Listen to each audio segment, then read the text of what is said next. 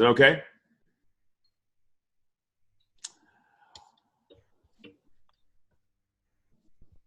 All right, it looks like we are live, and I think that was an affirmative there from Chris. This is Dr. Casey Reason, and welcoming everybody who is with us tonight, and everyone who will be tuning in later to this, another one of our ongoing national and international, for those of you who are tuning in, NEA series for innovative thought leaders and innovative educators. This has been an ongoing series that we have done with emergent authors and creative folks in the field of education, teachers, educators who are doing great things for students today, and on a variety of topics. I have been your host. I've been hosting this for about 3 years. I'm an author myself with Solution Tree, and my colleagues tonight are also fellow Solution Tree authors. We are always pulling for the Solution Tree team, as well as some others, I suppose. But anyway, I'll be your host tonight, and I'm delighted again to share with this audience tonight another wonderful webinar on an emergent topic with some emergent thought leaders. Go ahead, and Chris, and you can switch to the next slide. As I begin our introductions tonight and talk about who we have with us, before we do, I want to first thank officially our friends with the NEA and the Center for Great Public Schools. If you're not aware of what the NEA has been up to lately, they have been so dynamic in not only serving and representing the interests of teachers, but also really expanding the profession. And initiatives like this, just a small part of what they have been doing in recent years. So creating dynamic networks for teachers to come together, including the Center for Great Public Schools, which is a dynamic learning environment for, again, teachers to connect. So I encourage you to connect. Unfortunately, one of the co-authors for our book tonight, Nicole, is unable to be here tonight. She has actually a family situation that she's dealing with, but we will be instead joined by Cassandra and Tom. So Chris, why don't we go ahead and jump ahead, and we'll talk about our friends Cassandra Erkens and Tom. First Cassandra. Cassandra, as you can see here, has been a presenter for many, many years. She's had a wide variety of positions, including union president, central office administrator, professor, and has really consulted and has spoken and consulted and written on a wide variety of topics, and including this you see there on collaboration.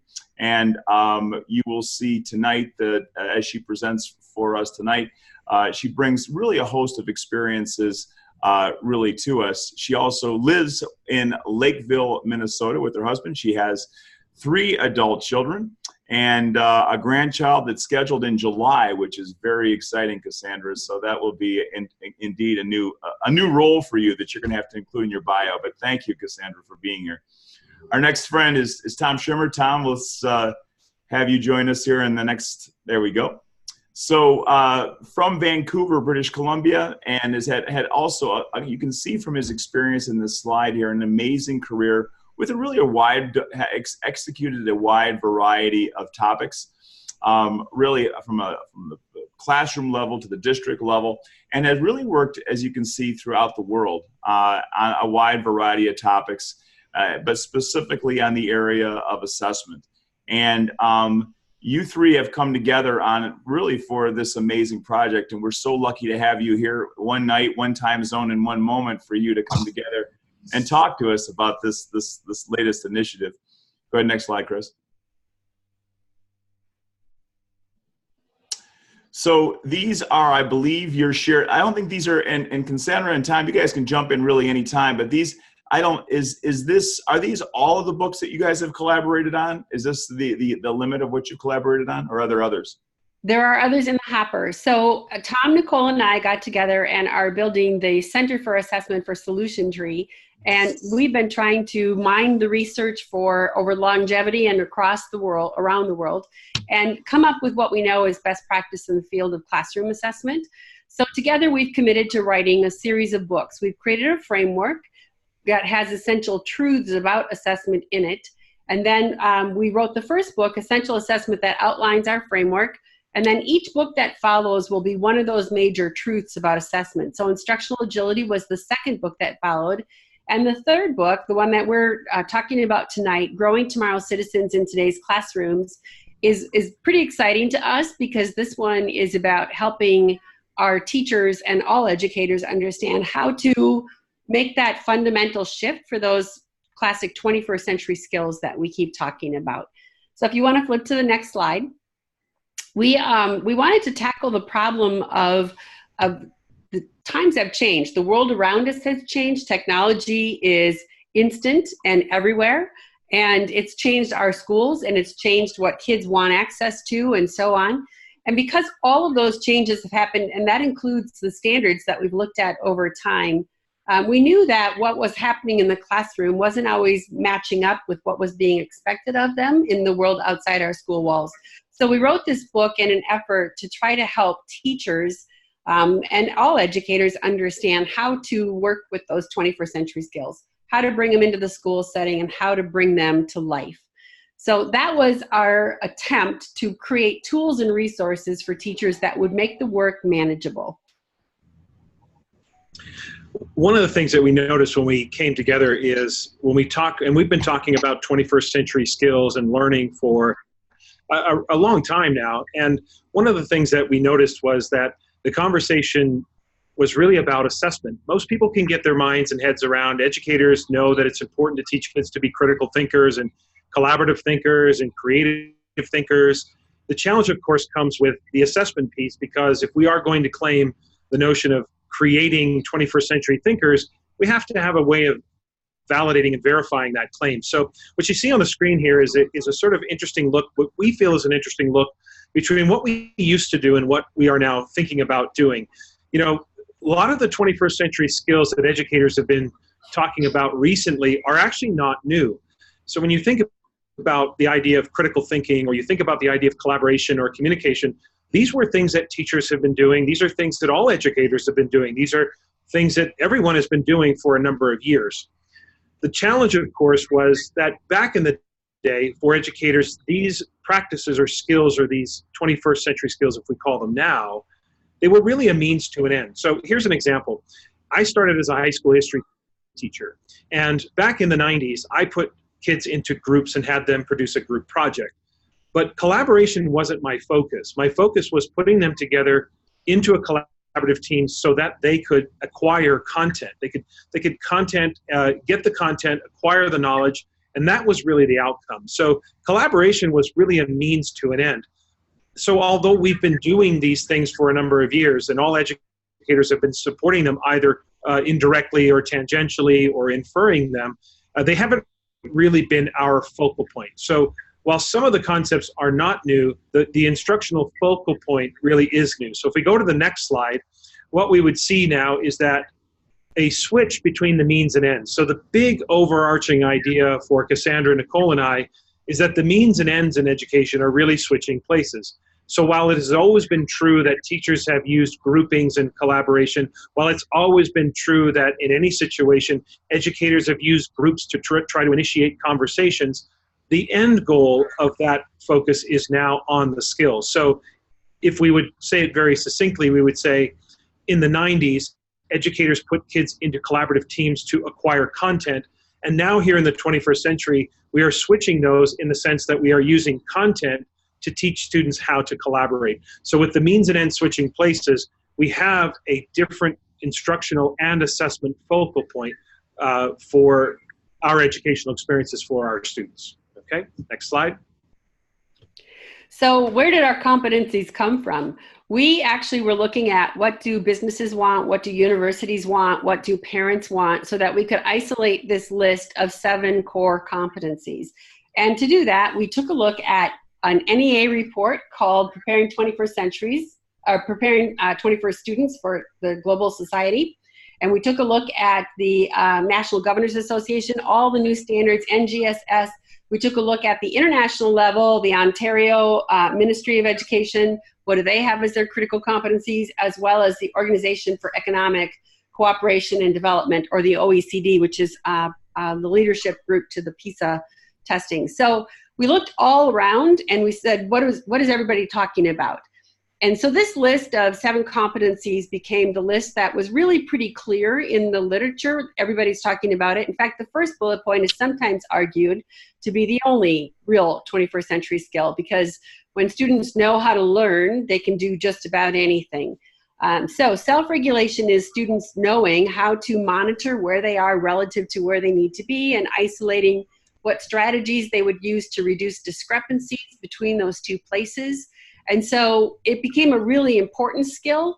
And it's more than just having kids track how they're doing from one assessment to the next. At the highest end, students are very involved in the entire assessment process. So we wrote this chapter to talk about what is it that students would need to be doing in order to regulate, and what tools can teachers use to help them do that. When we go back to the slide, we're going to go through each of those competencies and just give a little bit of a highlight as to what they are and how they're different today. So when it comes to critical thinking might be the most ubiquitous when you look at the current standards that most jurisdictions are working with. But there are some differences. So we have always done critical thinking in schools, and all educators have really focused on them. Critical thinking is not really an abstract concept. So when you think about the fact that we have forever had kids evaluate, make inferences, analyze, these are all critical thinking skills. But the one thing that we've sort of tried to emphasize in our work is making sure that all educators understand some of the differences between what critical thinking used to look like and what it looks like now. So back in the day, of course, critical thinking was about thinking within a particular subject or a discipline. But now, to tie into self-regulation and the self-directedness of learning, one of the things that educators are really focusing on is students as problem solvers, students as drivers of their own learning. So what we're seeing is a lot of schools focusing on project-based learning or problem-based learning, or using inquiry-based models of investigation and having kids sort of nurture their curiosity in those topics. And so critical thinking in and of itself is putting students at the center of that experience and having them become critical thinkers, not just within their subject, but also dispositionally. So this is where all educators can really come together and help students learn to be more critical thinkers, because one of the differences between how we talk about critical thinking now versus what we used to do is that we're really trying to emphasize the notion of becoming a critical thinker as a dispositional default. That is, do I think critically in all situations, not just in my classroom, but in all circumstances? So when something is happening on the bus, when something is happening in a hallway, when something is happening outside of the school experience, when I'm lost at the mall, can I think critically as my dispositional default? So while we've always done critical thinking to some degree, we certainly are focused on the application of it from a project-based or an inquiry-based learning perspective, but also emphasizing this notion of critical thinking as a default disposition.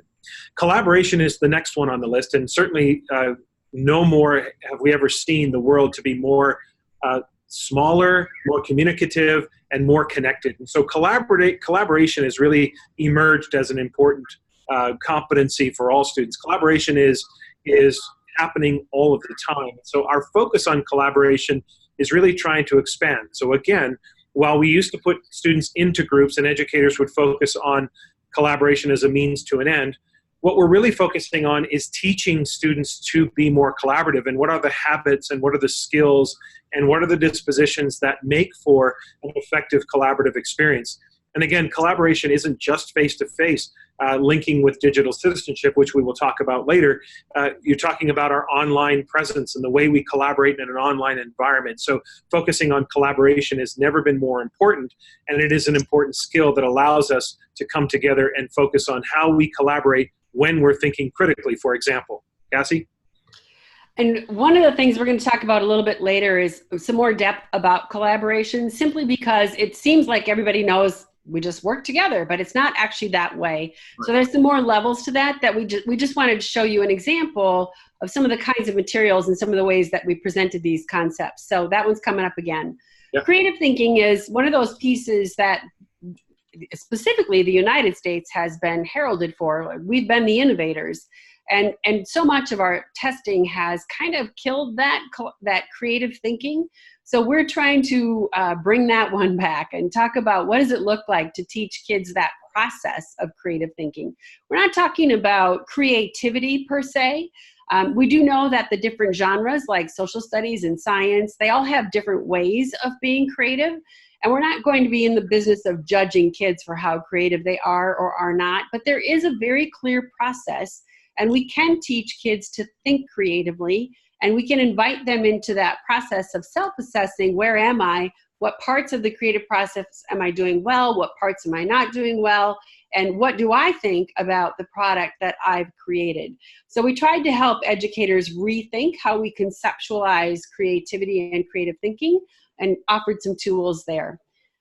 Along those same lines, communication, just like collaboration, it seems like something we do every day: reading, writing, speaking, and listening. So don't we already have that figured out?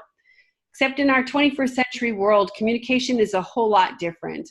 We're asking kids to communicate with people they don't even know on the other side of the world, and to be able to navigate diversity and diverse perspectives, and to speak powerfully and change people's minds in provocative and thought-provoking ways, I should say.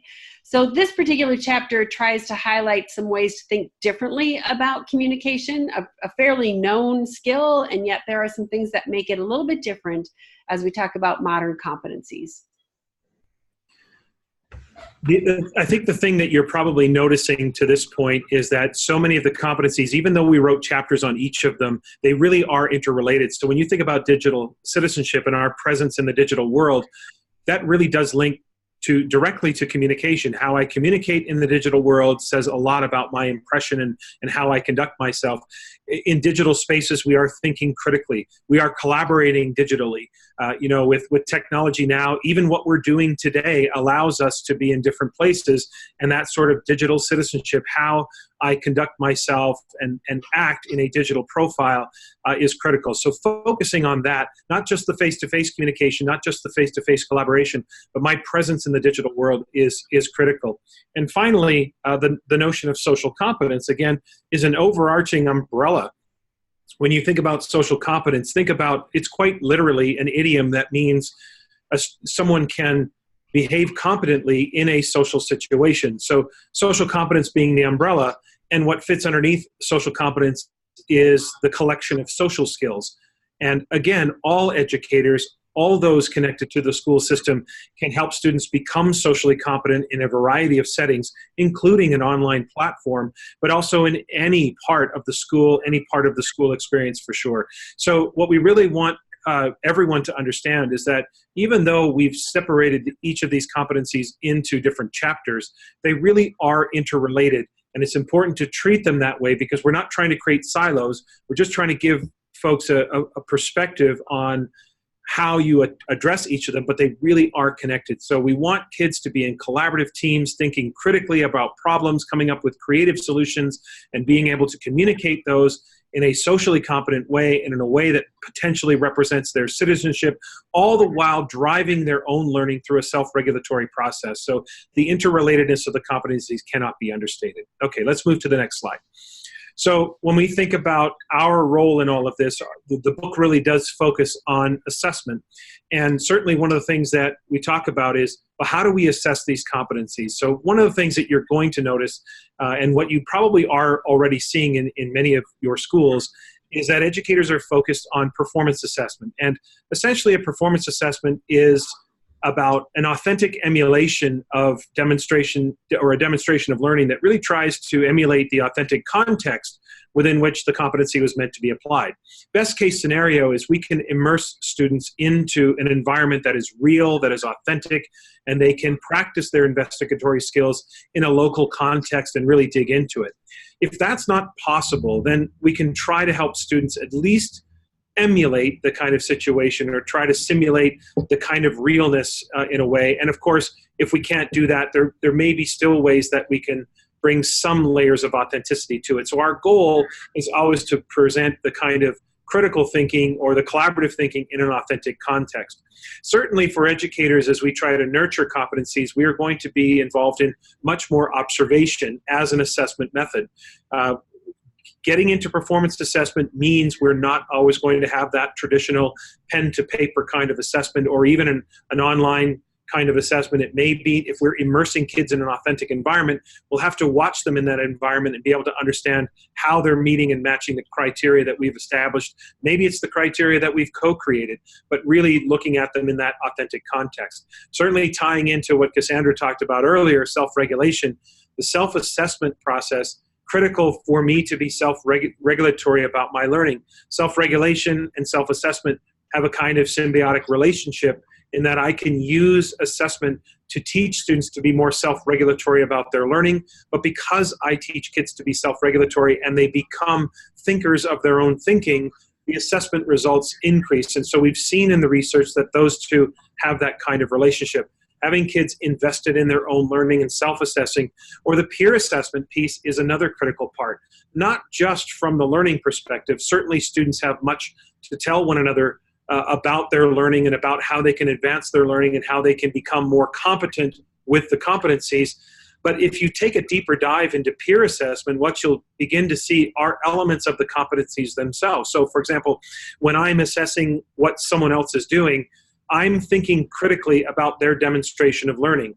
I may be doing that in a collaborative situation, maybe in a peer situation, we're in a collaborative team. There's also an opportunity for me to be a bit creative in how I give feedback to my peers, and certainly communication is involved in peer assessment. So it's not to say if you do peer assessment, you can check off 4 or 5 of the competencies, but it is to say in any peer assessment situation, you have elements of those competencies present, so educators can say to students, here's one more opportunity.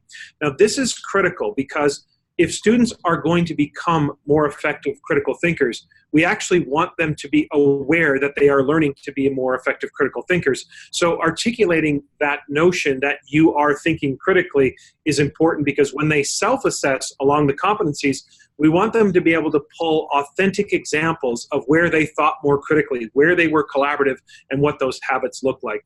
So as you see, the final bullet point on this slide is that we're going to have to rethink, in some respects, some of the tools that we use.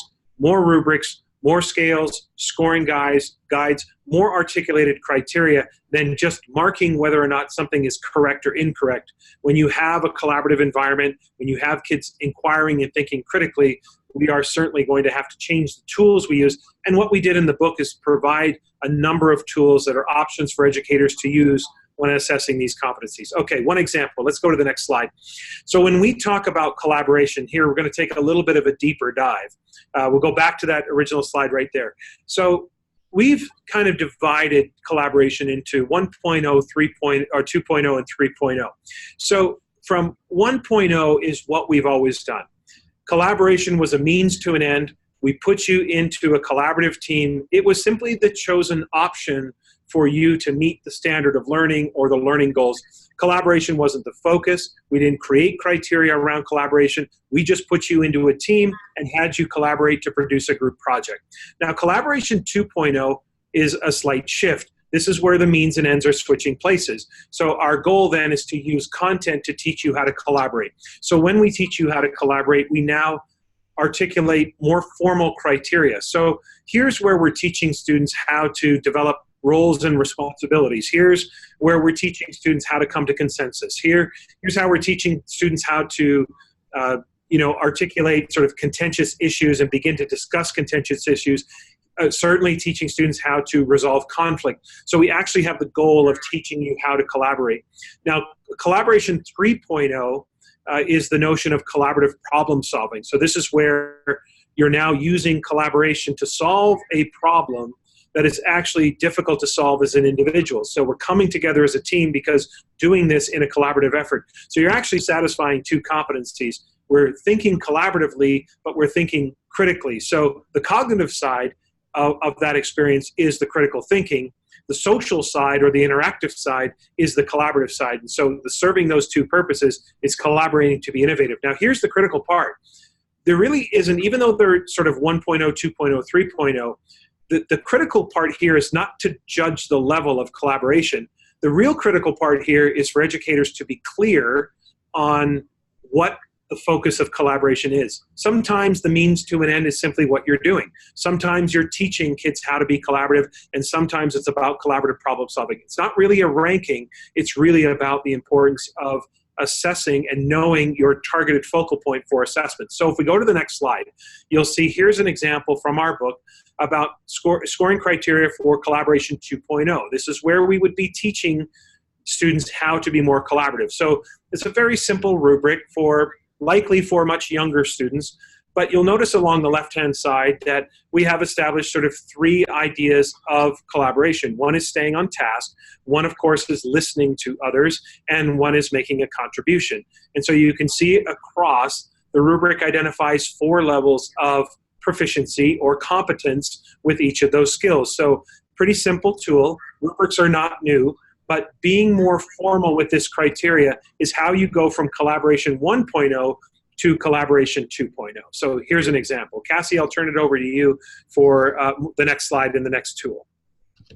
So as we said earlier, and that we're just showing you snapshots, so there are more tools there, and I think there might even be more to that particular rubric, but that's just what that fit on that slide. Same here. But here's where we want learners to begin self-assessing. Am I displaying curiosity when I'm in with my team? Am I listening carefully? Am I doing those contributions that will make a difference to the project?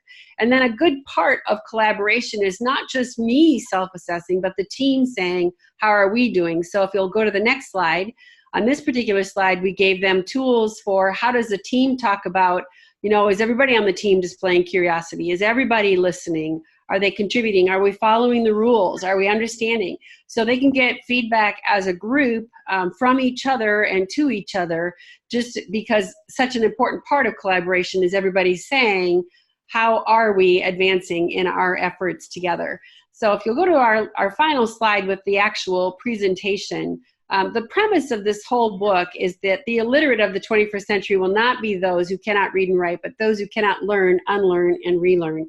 We know that relearning is so critical, and we believe that these 7 competencies, including self-regulation, obviously, but all 7 competencies are critical to a student's ability to relearn, learn, and unlearn. And we think it might be something we as educators need to consider. We're kind of, sometimes we get caught up in our ways, and so how can we learn, unlearn, and relearn those educational practices that will promote a change in how our kids function in the world beyond our school walls? Yeah, for sure. And to that point, I think one of the things that we try to emphasize with the competencies as a closing comment is, there's a lot of talk nowadays about, the jobs of tomorrow. Students are learning in an environment today. We can't predict where they're going to be 20 years from now, 50 years from now, et cetera. And that is true. We don't know where students will be. But one of the things that we do know is that as kids move into their life as adults, the one thing that will make them most successful is to be highly adaptable.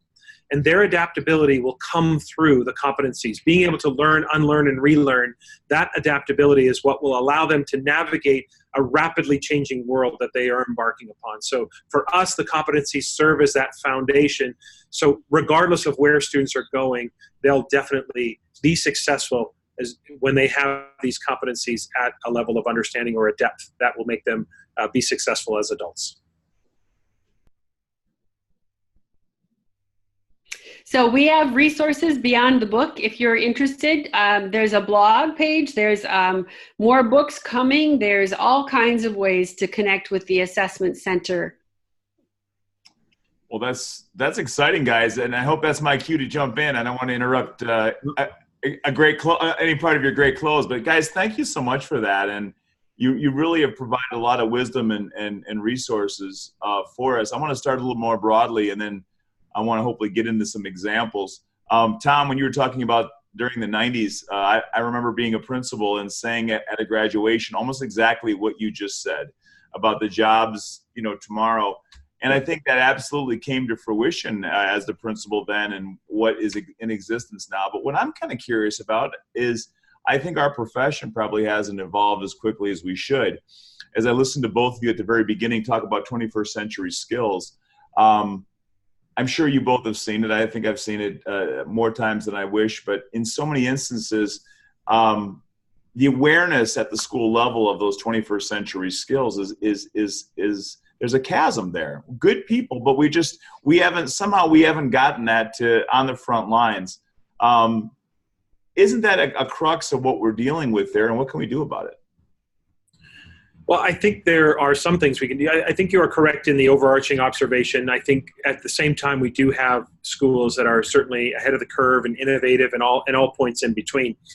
I think one of the first places we can go to is, as professionals, we can model the competencies in both overt and indirect ways. So maybe the students aren't always witnessing our modeling of the competencies, but we as a profession could think critically about what it is we do on a daily basis. We could come together and collaborate. We could become more self-regulatory about ourselves professionally. All of those competencies can, our own competence in communicating, our own deep dive into our own profession would be an opportunity for us to firsthand experience these competencies and know what it's like. I mean, when you engineer conversations that have to do, say, with assessment practices, or even more, intensely like grading practices, you have debate and you have discourse, and there's a great opportunity for us to collaborate productively in a manner that is mutually respectful versus it, devolving into a battle of ego and all of that. So when we teach students how to navigate and resolve conflict, we have had some firsthand experience of that. So I think the modeling is a way for us to experience those competencies firsthand. Cassie, anything to add on that? I would agree. I think it's really important for us to not only think about what it looks like in the work is in the standards. So the national science standards, the social studies standards, they all have these competencies built in. So if we could tease those out and then say as a staff, how do we practice that? What does that look like? How would we experience that? So one of the things I've started doing, we know that for example, in the new ELA standards through the core, you would read so that you could speak and listen, so that you could then produce some writing about all of those pieces. And I've started to try to change my professional development opportunities where staff are reading multiple articles and then speaking and listening about them and then producing something on the other side of that, so that we're actually engaging them in it. And then the key part is not just practicing it, but stepping back and reflecting on what did we do, how was it different, what would we have to do to bring that to the classroom, especially when we have kids of different ages. Yeah, what intrigues me about your model is it takes, in so many cases we professorially talk about these really great ideas, and then we sort of assume people on a Monday morning with everything else in their lives are able to do it. But you seem to have really thoughtfully quantified the processes. Can you talk to the audience about some examples where you've thoughtfully had a chance to implement this with some folks, and what were the good results? Cass? I'll let you go first this time. So as I said, I'm really trying to bring these to life and to highlight with teachers what it looks like and feels like, and to have them kind of co-create some of those pieces right there. And I think a lot of the materials that we put in the book are materials that we had the blessing and the opportunity to sit and work with educators in live experiences. What does this look like? Because they're the first to tell you, just as you said, Dr. Reason, Monday morning hits and there's all this stuff on my plate and I can't even begin to remember it. But if you could create some of these materials with them that they get pretty excited about, Monday morning is a whole fresh start. Like, I want to do that. So sitting and taking the time to design what that could look like puts them in a place of empowerment and excitement, and then they kind of want to do the work. Yeah, and it's interesting because I think a deeper dive and a critical thinking exercise on our own profession is important, and really bringing that to light. Because, for example, there is research that indicates that the claims we make about what we're assessing and what is actually on our assessments are two different things. So while on the one hand, educators will claim to be assessing higher level thinking skills and more sophisticated evidence of learning based on the standards, when researchers dig into the assessments that are being used in those studies, what they're finding is that 75 to 80% of the questions or the assessments are about recall and memorization. So the claim to be assessing higher level thinking skills is not being matched with what's actually being assessed. And I think that, it's challenging for us in our profession to look inward and think critically about whether or not we are matching the claims that we're making and taking a deeper dive. There are countless examples of teachers and all educators willing to be vulnerable and take a look at whether or not we are matching that level of sophistication. In my province of British Columbia, we've made a wide sweeping change to our curriculum to really emphasize these competencies, and we're seeing just some creative examples of how these opportunities are being engineered for students. So there's examples everywhere, but we have to continue to dig deeper on it for sure. You know, I would imagine it would help to move us away from still the existence of that draconian notion of what assessment means as a tool for sorting out. So Tom, it's exciting to hear if in your corner of the world is being assessed. What's been the impact on school culture and climate for those? I would assume it's been amazing. It has been. It's not without its challenges, and we're not going to pretend. Cassie and I and Nicole would never pretend that this is easy. Because assessment can be challenging. It would really depend upon your level of assessment literacy. One of the reasons that we focused on what we focused on, just a little bit of a tangent here, and then I'll get to your question, is we really do believe that assessment is the engine behind so much of what we're trying to accomplish. So our level of assessment, of understanding assessment at a depth and a breadth, our level of assessment literacy will determine how daunting or easier, not easy, but easier this transition would be. So we have some very exciting things happening in British Columbia, a focus on what we call the core competencies. Again, language can be a little bit different, but really it's the same idea of the competencies and how those competencies get embedded. So one thing I did not mention when I talked about critical thinking was that there is some tension in the academic literature about critical thinking. On the one hand, you have many of the academics talking about critical thinking as an abstract concept, meaning it's a generic set of skills that get applied into different subject areas. But on the other hand, many in the academic literature would say that it's really about a specificist approach, that critical thinking is always about specific discipline because you have to think critically about something. So what's really exciting is about how we marry those two ideas. So on the one hand, our focal point for educators in the system is on what we're calling curricular competencies, which essentially are how these critical competencies are embedded within subject areas. But our focus on the competencies sort of writ large are on the self-assessment and the peer assessment piece, having students self-assess themselves as critical thinkers and being able to draw upon different examples, as I mentioned earlier, from their different subject areas. Not without its challenges, without question. And where educators are on their continuum of assessment will play a huge role in how easy or challenging this transition. I mean, it's not easy, but easier. But overall, we're seeing some very exciting focal points and very exciting opportunities for students to take their learning deeper, to drive their own learning, and do things that, they are things that maybe we didn't either know how to do or have the courage to do a decade ago or more. So some very exciting stuff happening in British Columbia. Really easy to find. If you want to just go on the internet, new curriculum in British Columbia, super easy to find. We know we have some districts doing this kind of work and certainly some schools. I don't know that we have an entire state like they have a province engaged in this work, but I have to tell you, when as Tom said earlier, when you integrate these many skills together, those assessments are robust and comprehensive and exciting, and kids actually want to do them, and teachers get excited about them. So sitting and planning out what that could look like, it just has a whole new level of energy to it. Yeah, and I'm still interested in that culture piece too. If either of you have experienced anything where what it's done to the actual building culture, because I have long maintained that what you're talking about is, even though it's a difficult transition because we don't work that way, it's entirely natural.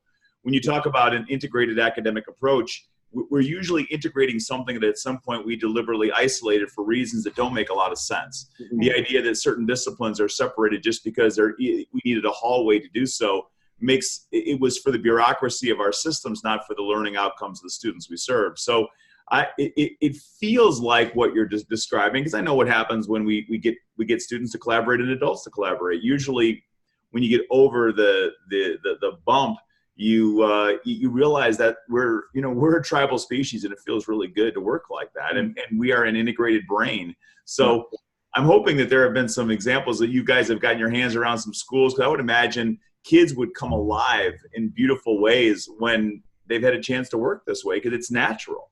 Well, and some of the integration is already there. So when critical thinking becomes the end, for example, you now start to, one other term educators might hear in the literature is cross-curricular competencies. So if you were to survey educators and say, how many of you ever have students do some kind of analysis, for example, every educator would raise their hand regardless of what subject they're associated with, because analysis is everywhere. So when you look at the next generation science standards, for example, one of the scientific practices and engineering practices is making argument. That aligns perfectly with the ELA standards of argumentative writing. So there is a natural connection between that idea of thinking critically to form argument across the two. Mathematical computation, analyzing and interpreting data, those are scientific and engineering practices in NGSS that have reach into other subject areas, of course. You can analyze and interpret data in a history class. So the competencies are really there. If we just take a fresh look at our current standards, you'll see evidence of them everywhere. And the fact that the competencies become the end, not the means, it breaks down those subject silos and allows educators to work across different subject areas. Even for teachers who teach singleton classes, we can include them because there's critical thinking across different subject areas all over. So that is there for the taking if we just take a fresh look and begin to see how we are more similar than different. And I think as you look at high schools especially, but even middle schools and elementary schools, we often talk about how different we are, and we can start to talk about how similar we are, how much overlap there is, and how we can create a consistent experience for students. To your point, Dr. Reason, there is a school that I worked with, a high school, that decided that they found their assessments to be exciting, and they knew that if they used those, they would be exciting for kids too. So they created a new kind of motto, and that is that they want to put Disney out of business. They want to be the most exciting place on earth for kids to go, because they believe that, and they don't mean just fun, but they mean that when we challenge kids at that level and they get to work together and they get to learn deeply, it is an exciting thing. And so they could put Disney out of business. They want no kid to miss school because they think it's boring. And isn't that an interesting model to shift that model and decide you're going to model after the Disney, when we know that most of our schools were modeled after, in the U.S. at least, the 20th century industrialized factory model with bells and whistles moving us along. So, guys, I tend to be really bullish about technology and how this evolution has affected us. Young people, and I know you're talking about the technology literacy as part of your model. Tell us a little bit more about how a young digital mind grapples with what you're dealing with. It would seem to me like, as I was looking that over, I have twin 17-year-old sons. It would seem to me that their young minds are busy in that space without my permission or acknowledgement. And it would seem like this is giving maybe a digital mind, an interconnected digital mind, even more to do. Am I wrong about that? No, I think you are correct. I mean, I think one of the things to think about is that helping students understand that the digital world is not necessarily the world of make-believe, that how we conduct ourselves in that digital space has a lasting effect. Employers consider our digital footprint, our Facebook profile, our Twitter, Instagram, all of that can leave an impression, and sometimes a permanent impression on the world. And it's also, linking the digital citizenship with both about what we put out there, but also how we consume. Thinking critically about what is in the digital space is important. It's how we'll learn to spot the fake news. It's how we will learn to either be a digital citizen and not purposefully present misinformation about whatever it is we are collaborating on or discussing. How to be a thoughtful consumer of that information as well. So again, digital citizenship isn't a silo. There's so much connection to the other competencies and how we conduct ourselves in that digital space. And I think one of the things that we tried to be really careful about throughout the book was to highlight the fact that technology isn't required for us to do these critical thinkings, but it's really important for us to help kids be able to be technologically sophisticated. So how do we go about that and not allow technology just to be there for all the glamour and the glitz, but instead to be there for the really in the service of the learning? Are we using it the right way? And are we teaching kids how to use it the right way instead of simply saying, you know, I expect you to develop a PowerPoint, but I'm not going to teach you how to do it. And are we expanding our repertoire beyond the traditional things and allowing even teachers to understand how to do that, or having teachers let go of the reins a little, because sometimes kids can go so much further and so much faster than us. I sat in the airport like a month ago and I saw a 2-year-old navigating an iPad in ways I didn't even know I could navigate it. So, you know, are we getting out of the way sometimes? Yeah, and I think that whole notion of cyber asynchronous learning, I mean, when students have a chance to connect with one another and actually give themselves time to respond in ways that, you know, we don't have right here. I mean, you know, I'm sure I'll think of a better question for you as soon as we hang up, right? And that's what happens in synchronous moments, right? But in a cyber synchronous digital world, I've been in that design space many years. It gives participants a chance to think critically because they can think. So I think that an awful lot of what we have to do today it would seem to be take advantage of these tools. As you said, I really love the way you said that, not in a way that just, you know, it isn't just the glamour of using Twitter. It's really being thoughtful about the critical, thoughtful elements of that. Is there anything about that now that I've given you some synchronous time to think about it, you want to add to that answer?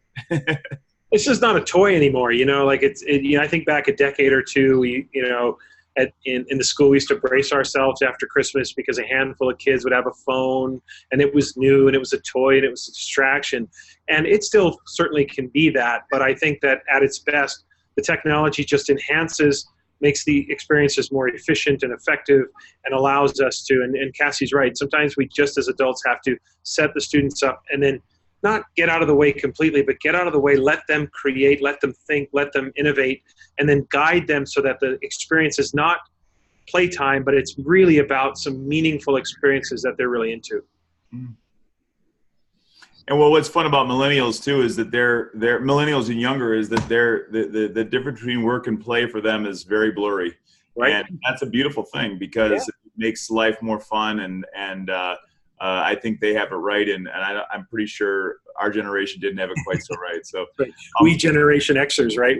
We take issue with it. Right, that's absolutely right. And what I'm going to invite, it looks like Rosemarie and Krista and a few others that are online here. If they as they listen in, if any of them would like to chime in, and Christopher, I don't know if they can. I don't see the message box. Maybe I don't have the right thing clicked, but love if they have any questions. We've got a pretty small enough crew. They could probably ask that live if we want to, Christopher, or they could text that in. But as I go on, and I'll wait for those questions as well, but I'll go on with the next question, if I may, for our team here. Tell me about the center that you're creating. I've read about it online. I know a little bit about it from my own inside baseball stuff, but for the audience, tell us a little bit about the center that you're creating for Solution Tree. What are the aspirations for it, and what can fans of your work look forward to? We are trying to be the go-to place for classroom assessment. We're bringing together experts from around the world. We are constantly staying abreast of what all the current research says. But I think the guiding thing for us, the message that drives this home for us is unique and different from what you might hear in most places about assessment. And that is that assessment, classroom assessment specifically, but all assessment in general, should always do 3 things. It always needs to increase hope and efficacy and achievement for its learners. And so we're trying to help teachers and administrators and anybody in the system reconceptualize, moving out of the role of using assessment to judge, to harm, to label, to sort, to select, and into assessment to empower. And to create hope, efficacy, and achievement, not just for our youngest students to our oldest students, but also for our teachers. I think teachers have been beat up a lot by the data that keeps coming at them, and how do we turn that around so that that moment where we get evidence back of learning becomes an exciting moment, a thrilling moment, an opportunity moment where we can make a difference in a kid's learning, and we can help them become the best person they're supposed to be. Yeah, the fundamental is that, you know, you cannot separate learning from its social context, and we know that there's very few things in schools that create more anxiety for students. I mean, maybe sometimes the social circumstances or situation, but there are very few things in our experience that create or have the potential to create more anxiety and stress in a student's life than assessment. And so in our focal point at the center is to still use assessment to drive and measure achievement. That will always be true, but assessment is not just a clinical exercise in number crunching. There is always a person at the other end of the assessment experience. So we've learned that everything we do in assessment will contribute something to the relationships or take something away from the relationships we have with our students. And so keeping that in mind will allow us to use assessment information with a little more finesse, with a little more focus, and really helping create a comprehensive approach. So from our center's perspective, we want to be that place that people can go to, whether it's formative assessment and instructional design and creating criteria, all the way to grading and reporting. We want to be a place where people can come to consume material, listen to experts, practitioners who've done the work, done the heavy lifting, and you can learn from their experiences. Great. So it'll be a resource. If I'm a teacher and I just want to learn more about that topic, you're going to have a steady diet of new things for me to feast on? Yeah, yeah, for sure. Our All Things Assessment, our website, All Things Assessment, is a great spot to find the blogs, the information, all of that. And we have Twitter chats every other Tuesday night where people around the world are jumping in to share their ideas on what that needs to look like. And there's some really deep thinkers on that Twitter chat. Well, that's exciting, and I'm confident today you'll get some great additions from this group, because again we're connected with a rather large group, both synchronously and asynchronously later. I just keep going back to I think about the challenge though, as you bring up assessment one more time, about the idea that we struggle so mightily to wrap our arms around this notion that it is a formative tool, that it's a tool that we use to change instruction. And I think about, students understand, and then they get very stressful, but they understand in a sports context or a performance art context where they get that formative feedback. If you get kids who might be athletes or they play an instrument, they get formative feedback all the time, and they don't respond the same way as formative feedback in school. What have we done in schools to make that so brutal? Because I think we've got to own that. Somehow we've made that. Long before we ever got started, we can't take all the blame, but how have we created such a scenario where this is so difficult? I would say that there's a few things. One is the over quantification of learning, and some of it's not our fault in the sense that the introduction of the electronic gradebook and the online gradebook and having 24/7 access to that gradebook has pushed schools in the direction of over quantifying every move they make, and therefore not creating the space for learning. So, and what the research has told us is that assessment can be used both to verify that learning has occurred, but also to initiate more learning. That's the formative side. And so we still have much, we've made a lot of progress, but we still have much work to do. In other words, of eliciting evidence of learning with assessment, not for the purpose of judging that learning, but for the purpose of saying what's next. And students and coaches and anyone in those environments understand it. We need to bring that idea, continue to bring that idea into the classroom. Cassandra, anything on that? I would agree, the over quantification. I also think that we've set up our systems of teaching to do unit 1 test done, unit 2 test done. So kids have a limited time frame in which to learn. We don't see it as you have a semester to learn this content or you have a year to learn this content. And we think that if you use those critical competencies we outline, and kids do have then a full year to master those kinds of skills. And as we said, the content becomes the medium to support growth toward, but it's really about where are you in your progress with being a critical thinker or a creative thinker. So that framework, we're hoping, helps people break out of the test done modus operandi that we've been stuck in. Sure.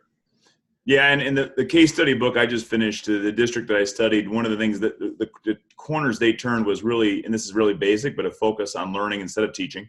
So instead of focusing on quantifying what's going to be taught, a no-holds-barred commitment to the things that students will learn, and then assessment obviously is a big part of really how we get there.